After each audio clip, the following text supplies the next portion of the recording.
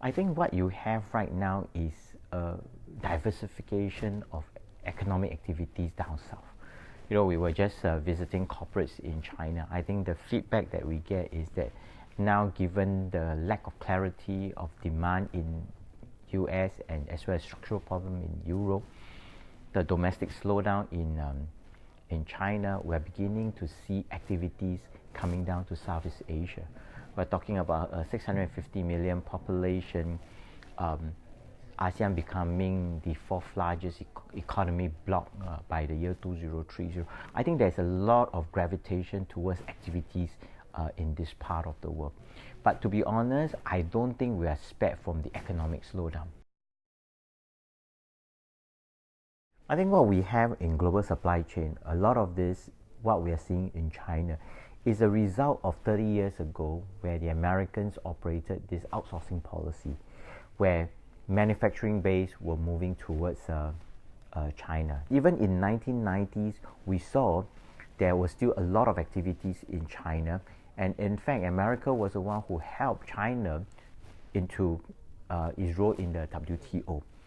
And all this have led to anchors or big manufacturer in US looking for supplier and manufacturing base in China.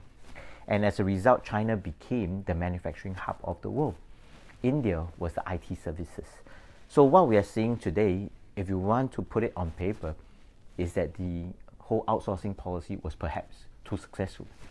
So what we think right now is that as a result of all this anti-globalization, there will be a rethink of this entire supply chain.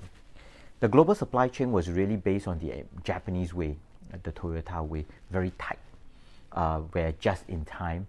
But today, I think a lot of this policy have moved from just in time to just in case, right? Because of the lack of certainty globally.